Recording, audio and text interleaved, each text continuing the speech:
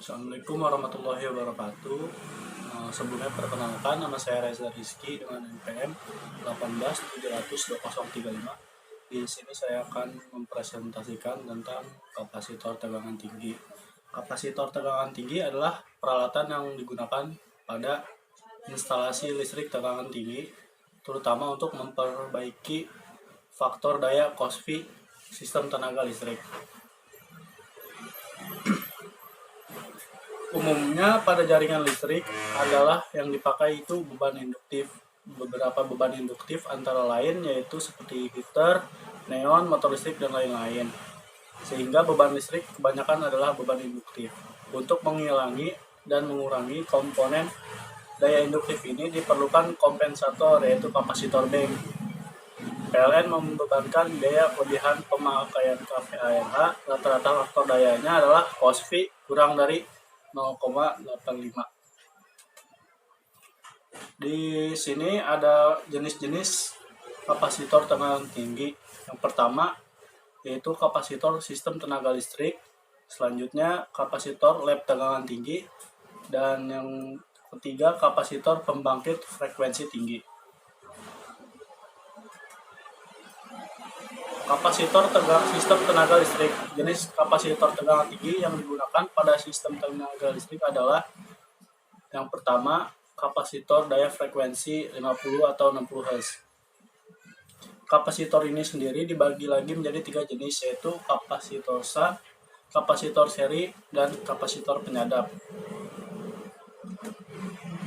Yang kedua ada kapasitor gandeng, yaitu kapasitor yang digunakan untuk membawa sinyal komunikasi antar gardu induk atau antar pusat pembangkit. Yang ketiga, kapasitor pembagi tegangan. Yang keempat, kapasitor filter. Dan yang kelima, kapasitor perata.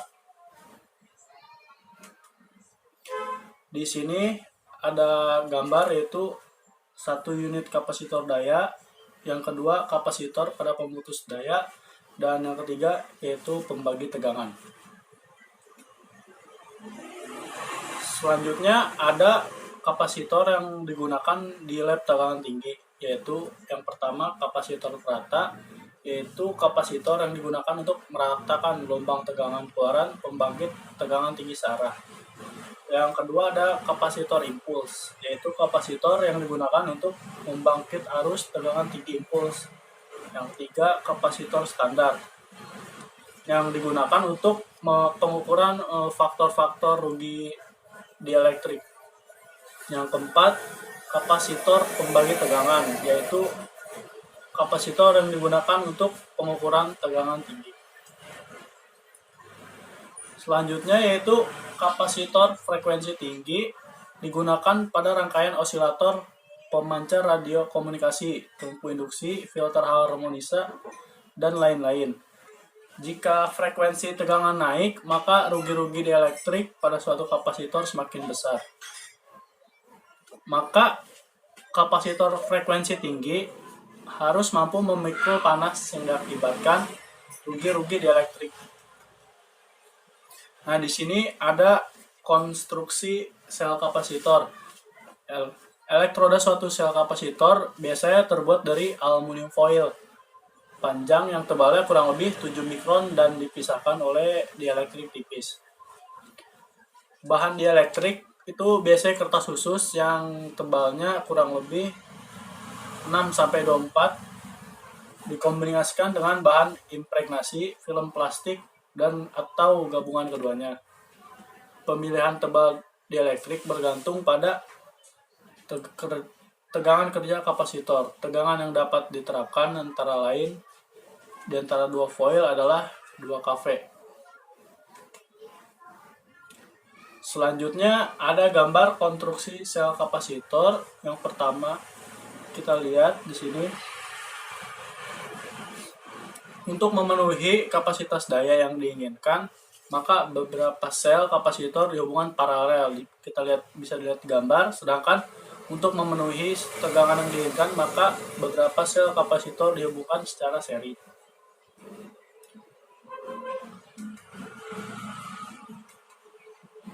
Yang selanjutnya ada kapasitor gulung. Untuk memperoleh suatu kapasitor yang mampu memikul tegangan tinggi dan memiliki kapasitansi yang besar, digunakan lembaran dielektrik tipis dan luas permukaannya besar.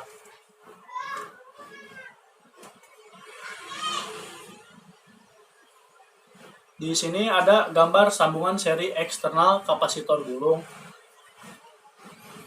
yang dimana tegangan operasi satu sel kapasitor gulung itu terbatas karena dielektriknya tipis. Maka untuk memperoleh kapasitor yang tegangan kerja lebih tinggi, beberapa sel kapasitor gulung disusun bertindih, kemudian sel-sel kapasitor dihubungkan secara seri.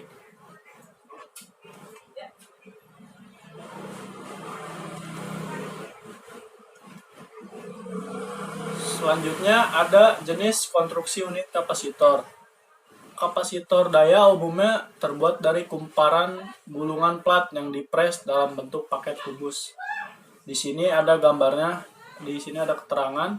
Nomor 1 yaitu bushing porcelain, nomor 2 tangki baja, yang ketiga kapasitor gulung plat, yang keempat isolasinya kertas atau papan tekan, yang kelima itu ada konduktor pipi.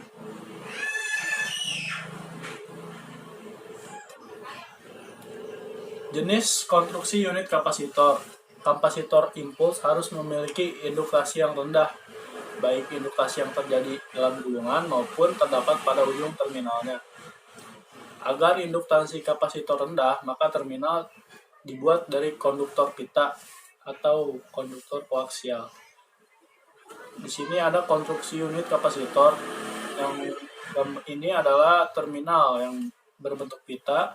Yang ini adalah bushing, yang ketiga tangki baja, yang keempat yaitu kapasitor gulung plat, yang kelima yaitu isolasi kertas papan tekan. Selanjutnya ada sekring kapasitor bank. Kapasitor bank biasanya dibentuk dari beberapa unit kapasitor satu fase.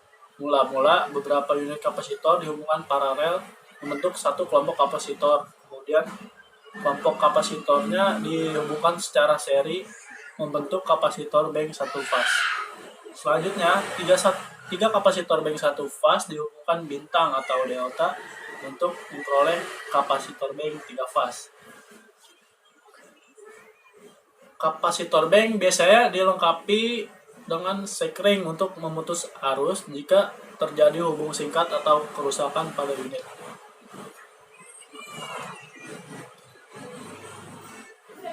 Di sini ada gambar sekring pada kapasitor bank. Kita lihat di sini mula-mula kapasitor dirangkai secara seri, selanjutnya dihubungkan dengan kapasitor bank per fase-nya. Untuk pemasangan sekring sendiri bisa dipasang di eksternal maupun internalnya.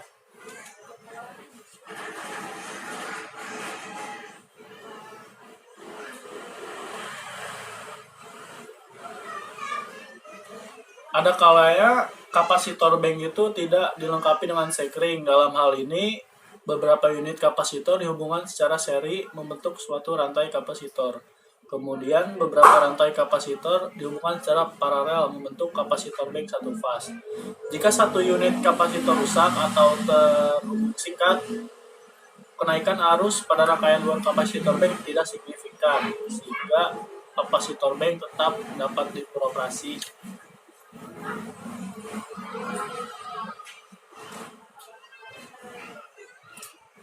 Di sini ada keuntungan kapasitor bank yang dipasang tanpa sekring,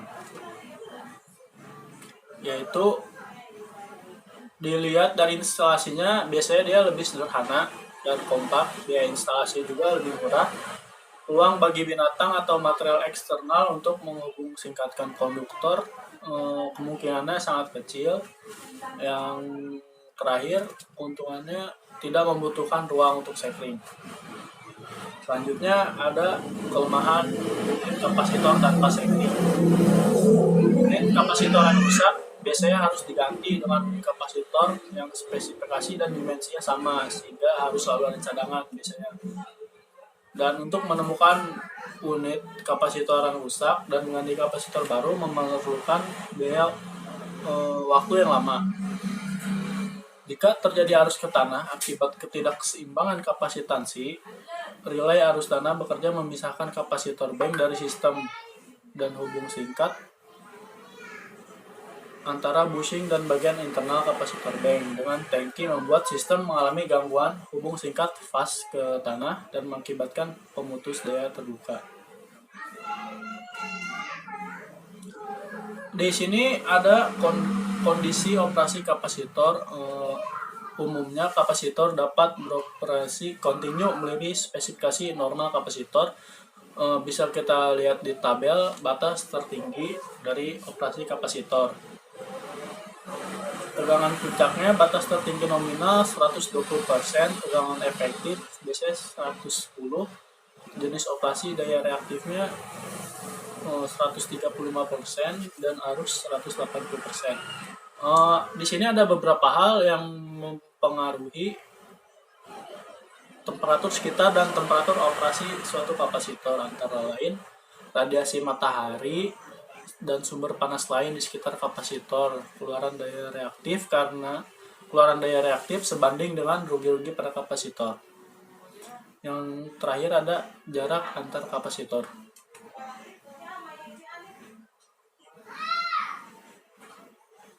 Kondisi operasi kapasitor. Dalam pengoperasian suatu kapasitor, faktor-faktor berikut perlu diperhatikan, yaitu yang pertama temperatur udara, ketinggian lokasi, tegangan antar terminal, tegangan operasi, temperatur sekitar, dan yang terakhir asap, debu, dan getaran mekanis yang mungkin menerpa unit-unit kapasitor.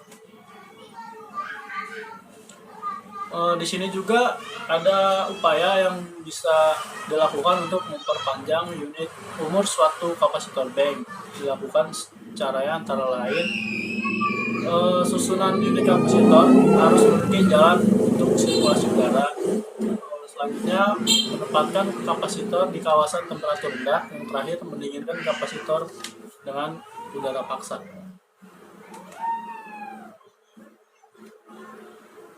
Selanjutnya ada spesifikasi kapasitor. Tegangan nominal adalah tegangan pengenal unit kapasitor, umumnya 230, 460 hingga 13.800 volt.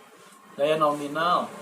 Daya reaktif pengenal unit kapasitor atau kapasitor bank dinyatakan dalam kVAR, umumnya 50, 100, 150, 100, 300, dan 400 kVAR per unit.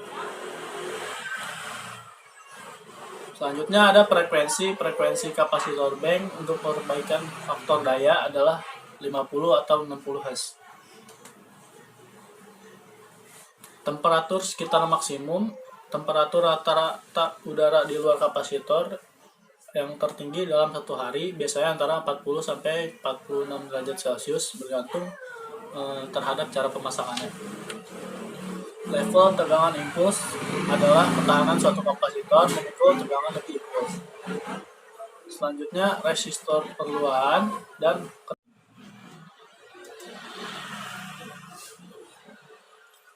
arus lebih transient.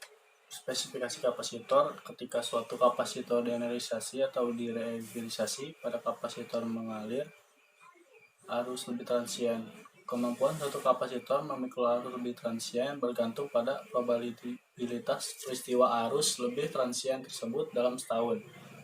Arus bocor adalah arus yang mengalir dari gulungan kapasitor ke badan bejana kapasitor. Faktor rugi-rugi adalah faktor yang menyatakan besarnya rugi-rugi dielektrik pada sistem isolasi kapasitor. Selanjutnya ada pengujian kapasitor. Sama halnya dengan peralatan tegangan tinggi lainnya, kapasitor juga mengalami pengujian tekanan tinggi. Pengujian tekanan tinggi dilakukan sesuai dengan standar yang dianut.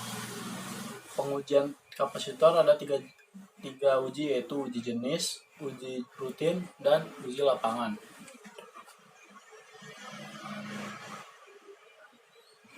Uji jenis. Pengujian dilakukan terhadap sejumlah sampel dari satu jenis kapasitor untuk melihat kesesuaiannya dengan standar. Item yang sudah diujikan terhadap satu jenis kapasitor tidak diulang kembali. Pengujian yang dilakukan pada uji jenis adalah pengujian ketahanan tegangan impuls, pengujian bushing, pengujian stabilitas termal, pengujian radio influence voltage, pengujian peluruhan tegangan, dan pengujian peluruhan hubung singkat. Selanjutnya ada uji rutin. Uji rutin dilakukan pabrikan terhadap setiap kapasitor yang baru diproduksi. Sebelum pengujian dilakukan, kapasitor dibersihkan terlebih dahulu. Uji rutin dilakukan pada temperatur 25 kurang lebih 5 derajat Celcius. Pengujian yang dilakukan adalah pengujian tegangan lebih waktu singkat, pengujian terminal kebaran bejana, pengujian kapasitansi, pengujian kebocoran, pengujian resistor keluahan, pengujian rugi-rugi dielektrik, dan pengujian sekring.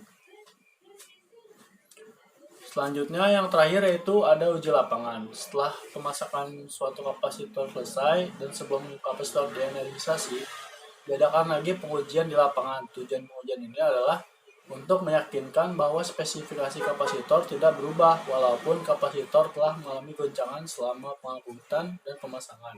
Pengujian yang dilakukan adalah pengujian kapasitansi, pengujian energisasi tegangan rendah, pengujian isolasi.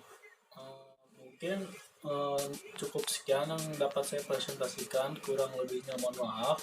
Wabillahi taufiq wal hidayah. Wassalamualaikum warahmatullahi wabarakatuh.